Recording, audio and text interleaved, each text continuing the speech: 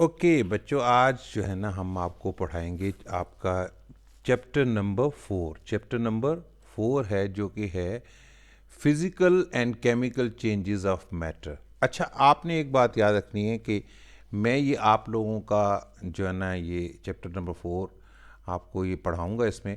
फिर उसके बाद मैं अपलोड करूंगा जो है ना पंजाब टेक्स्ट बुक बोर्ड का जो है ना यही वाला चैप्टर। आप अगर हो सके, मेरी वैसे आप लोगों को बिल्कुल एडवाइस है कि वो वाला ज़रूर देखें वीडियो। उससे आपको ये वाला चैप्टर उसमें ज़रा थोड़ा सा ज़्यादा आसान तरीके से दिया गया और ये हैं यही यही वाली चीज़ें हैं। आपको फिर उसके बाद यानी समझने में भी आसानी होगी और ये चैप्टर भी दोनों बुक्स से आपका वो चैप्टर जो है ना कवर हो जाएगा। ठीक है, वैसे मैं आपको रिकमेंड करूँगा कि वो ज़रूर आप पढ़ें। ठीक है, ओके। ये आप लोगों को तो पहले पता ही है कि मैटर एंड इट्स स्टेट्स आपने पढ़ी हुई हैं। Characteristics of each state of matter, comparing and sorting matter on the basis of physical properties and properties of metals, और फिर different uses of metals on the basis of their properties. ये तो आप लोगों को पता है। अभी आप लोगों ने डिफरेंट ऑब्जर्वेशन हैं जो आप करेंगे। ठीक है जी, हम चलते हैं। सबसे पहले आते हैं physical changes in the matter. One important factor for classifying changes in matter is whether new substances with different properties are formed during the change or not। यानी हमने देखना ही होता है कि मैटर अगर जो हमने 3 स्टेट्स हैं उसकी ना, कि जो गैशियस स्टेट है, जो उसकी लिक्विड स्टेट है या इसकी सॉलिड स्टेट है, अगर जब मैटर एक स्टेट से दूसरी स्टेट में कन्वर्ट हो रहा है तो उसमें हम देखेंगे कि उसमें मैटर जो है उसमें भी कुछ चेंजेस आ रही हैं या नया मैटर तो नहीं बन रहा। ठीक है, दोबारा मैं पढ़ता हूँ। One important factor for classifying changes in matter is whether new substances with different properties are form, यानी न्यू सब्सटेंसेज बन रहे हैं या ड्यूरिंग द चेंज और not. Let's see a few example. Melting ice को मेल्ट करके हम देखते हैं। As ice melts, the shape changes as it acquires the ability to flow. Its composition, however, does not alter। यानी ice जो है जब हम उसको मेल्ट करते हैं तो उसकी शेप तो चेंज हो जाती है, यानी लिक्विड बन जाती है, पानी बन जाता है। ठीक है, कि अभी इसकी एबिलिटी आ जाती है, फ्लो भी कर सकता है, यानी बह भी सकता है ना। ठीक है जी, जब तक तो वो सॉलिड होता है वो एक जगह पड़ा रहता है, जो ही वो लिक्विड बनता है वो बह भी सकता है। Its composition however does not alter. उसकी मगर कंपोजिशन जो है वो उसकी जो है ना वो चेंज नहीं होती। आल्टर का मतलब होता है चेंज नहीं होती। Therefore melting is an example of a physical change. इसको हम कहते हैं फिजिकल चेंज, जिसमें नया सब्सटेंस नहीं बन रहा, सिर्फ उसकी जो है ना वो चेंज हो रही है, उसकी आपकी स्टेट चेंज हो रही है। Crushing a can, when a can is crushed its shape and form changes, however no new substance with different properties is formed। देखिए कैन है, इसको आपने क्रश कर दिया, तो इससे क्रश करने से उसके अंदर से ये नहीं रही, ये वही कैन रहा टिन का, उसकी कोई आपकी इसकी जो फिजिकल शेप तो चेंज हो गई है, मगर इसके बीच में से कोई नया सब्सटेंस तो नहीं बना, ये वही टिन का मेटल ही रहा है। फिर आ गया dissolving solid. When A table salt is dissolved in the water, a physical change occurs because only the state of matter has changed। यानी देखें, एक नमक का चम्मच जो है, चम्मच डालते हैं पानी के गिलास में, हम उसको अगर मिलाते हैं, घोल देते हैं उसे, तो अभी इसमें भी क्या हुआ है कि फिजिकल चेंज हुई है, क्योंकि सिर्फ स्टेट ऑफ मैटर चेंज हुआ है। ठीक है, in all the above changes no new substance with different properties is formed, such changes are called physical changes. यानी फिजिकल चेंजेस क्या होते हैं कि जिसमें कोई नया जो है कोई सब्सटेंस नहीं बन रहा होता, उसकी सिर्फ शेप चेंज हो रही होती है। Most physical changes are temporary and reversible in nature. यानी फिजिकल चेंजेस जो होती हैं, जितनी भी होती हैं वो टेम्परेरी सी होती हैं और उनको दोबारा चेंज किया जा सकता है। जैसे बर्फ़ का हमने मिसाल दी थी, इससे भी हम जो है क्या दोबारा बर्फ़ से पानी और पानी से फिर दोबारा बर्फ़ बना सकते हैं। ठीक है, इसी तरीके से कैन था आपका जो है, उसको क्रश कर दिया हमने, टेढ़ा मेढ़ा हो गया, उसको सीधा भी किया जा सकता है। ठीक है, हाउएवर टीयरिंग ऑफ पेपर और chopping of would can not be reversed. हाँ, अब देखिए ना, हम लकड़ी को काटते हैं या पेपर को हम छोटे छोटे उसके टुकड़े कर देते हैं, ये रिवर्स तो नहीं हो सकते। ठीक है, matter changes state on heating and cooling. ठीक है, एक और बड़ी इंपॉर्टेंट बात है कि मैटर जो होता है वो अपनी स्टेट जो है चेंज कर लेता है जब उसको हीट करते हैं या हम कूल करते हैं। When a solid is heated the particles in the solid start moving and the space between them increases. होता क्या है ना, आपको पहले पिछली क्लास में पढ़ा हुई है ना कि सॉलिड जो होते हैं उसमें जो है ना सारे मॉलिक्यूल्स करीब करीब होते हैं। जो ही हम उसको गर्म करते हैं तो वो उसके मॉलिक्यूल्स हरकत करने लग जाते हैं और थोड़ा सा दूर दूर हो जाते हैं और उनके दरमियान स्पेस ज़्यादा हो जाती है, इंक्रीज हो जाती है। As heating continues, the solid state of matter changes into the liquid state of matter। यानी जब हम गर्म करते जाते हैं मज़ीद सॉलिड को तो क्या होता है कि वो सॉलिड जो है वो आस्ता आस्ता लिक्विड स्टेट में चेंज हो जाता है। When the liquid is heated further, the particles of the liquid start moving faster। अभी लिक्विड को भी हम मज़ीद गर्म करते जाते हैं तो उसके जो मॉलिक्यूल्स हैं वो और भी ज़्यादा मूव करने लग जाते हैं।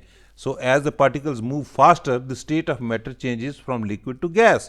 यानी अब जब उनके मॉलिक्यूल्स ज़्यादा तेज़ हरकत करने लग जाते हैं, यानी उनका दरमियान में फासला भी ज़्यादा होने लग जाता है, तो फिर क्या होता है कि हम वो जो हम कह सकते हैं कि वो लिक्विड से क्या हुआ, गैस में कन्वर्ट हो गया। जैसे आइस की मिसाल फिर वही देख लेते हैं कि आइस को once we heat it becomes first of all liquid and further more अगर उसको ज़्यादा गर्म करते हैं तो लिक्विड जो है वो क्या हो जाता है, गैस बन जाता है। ठीक है ना, वेपर्स बन जाते हैं। ये इसको ग्राफिकली उन्होंने बताया कि सॉलिड क्या होता है, मेल्टिंग के बाद क्या बन जाता है, liquid, and liquid after evaporating becomes gas. However as the gas is cooled the particles come closer together and the gaseous state of matter changes back to the liquid state. ठीक है ना जी, जैसे गैस को हमने ठंडा करते हैं तो क्या होता है कि जी उसकी जो है ना लिक्विड स्टेट में आ जाती है। On further cooling the liquid changes into the solid state of matter. यहाँ पर गैस से ये गलत लिखा हुआ है, मैं आपको इसका ठीक भी बताता हूँ। गैस से लिक्विड बनने के लिए क्या होता है, कंडेंसेशन होती है। इस मैटर मामले को बोलते हैं कंडेंसेशन होती है तो क्या बन जाता है, लिक्विड को जो है ना, ये भी इवेपोरेटिंग नहीं है, यहाँ पर लिक्विड को जब मज़ीद क्या करते हैं हम सॉलिड कराने के लिए, जब उसको फ्रीजिंग करते हैं उसको फ्रीज़ करते हैं या मज़ीद ठंडा करते हैं तो वो सॉलिड बन जाता है। ठीक हो गया जी। अब एक it's effect when a candle is lighted the wax in the candle changes from solid state to liquid state. यानी मोमबत्ती जो है हम जलाते हैं तो उसका मोम जो है वो सॉलिड स्टेट से कन्वर्ट हो जाता है किसमें, उसमें लिक्विड स्टेट में। यानी जब मोम है या वैक्स है, जब once it is heated it converts, इसकी फिजिकल कन्वर्जन क्या हो जाती है, it becomes a liquid state में आ जाती है। ठीक है। When the flame of the candle is put out, the melting wax cools down and becomes solid again। यानी जब आप उसको गर्म करना बंद कर देते हैं तो जो होती है वो खुद ब खुद दोबारा जम जाती है। ठीक है ना, जब उसका टेम्परेचर कम होता है तो वो क्या होता है, सॉलिड स्टेट में कन्वर्ट हो जाती है। Chemical changes, there are many changes that occur around us when new substances with different properties are formed। These changes are exactly opposite to physical changes। Such changes are called chemical changes। Below are few examples of chemical changes। यानी there are many changes that occur around us where new substances with different properties are formed। यानी कुछ ऐसी changes भी होती हैं state matter की में कि जब वो होती हैं एक शेप से दूसरी शेप में, जब चेंज होता है तो क्या होता है कि उसमें केमिकल चेंज होती है, उसकी प्रॉपर्टीज ही चेंज हो जाती हैं और नया एक बन जाता है सब्सटेंस। इसको हम क्या कहते हैं कि ये केमिकल चेंजेस हैं। अभी हम इनके एग्जांपल्स देखते हैं। Burning, when a paper is burned it is chemical change. जब पेपर को जलाते हैं तो क्या केमिकल चेंज होता है, this is because a piece of paper on burning produces new substances यानी कि ash that has different properties when compare to paper. Paper को जब जलाते हैं तो क्या करता है कि वो ऐश बन जाता है। अब इसको ऐश को हम दोबारा कन्वर्टिंग कर सकते हैं पेपर में, ठीक है ना, हीटिंग या कूलिंग से। सो हम कहते हैं क्या कि ये केमिकली चेंज हो गया। Decaying, the decomposition of dead plant और animal by micro organism such as bacteria is a chemical change. अब जो आप देख रहे हैं ना, यहाँ पर कुछ चीज़ें हैं पड़ी हुई, लकड़ी या कोई फालिया वगैरह पड़ा होता है तो उनको बैक्टीरियाज जो आके उनको कन्वर्ट कर देते हैं उसमें गार्बेज में या बिल्कुल उसमें मट्टी में, तो वो क्या है, केमिकल चेंज है। It is an irreversible change because the decomposing body can not become alive again. जब एक बॉडी डिकम्पोज हो जाती है तो दोबारा उसको हम दोबारा फल तो नहीं बना सकते ना। अच्छा, अब एक और मिसाल इसकी आ गई, rusting.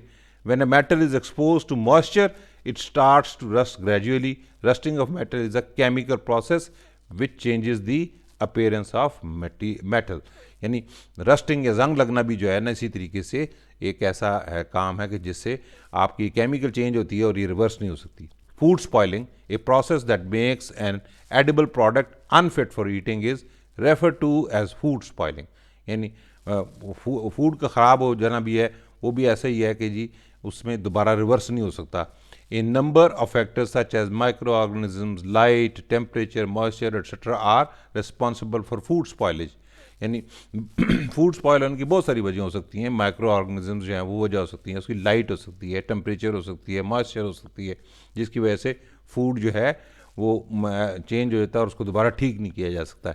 Change in colour and texture along with N unpleasant order भी कहते हैं इसे, ऑर्डर भी कह सकते हैं. ऑर्डर की इसका मतलब होता है यानी स्मेल सी होती है. And taste are some science of spoiled food. यानी आपकी जो है ना फूड को अगर उसका जो है ना अनप्लेजेंट सी आप उसको बदबू सी आने लग जाए, उसका टेस्ट चेंज हो जाए, तो ये उसकी निशानियाँ होती हैं कि ये फूड जो है ख़राब हो गया.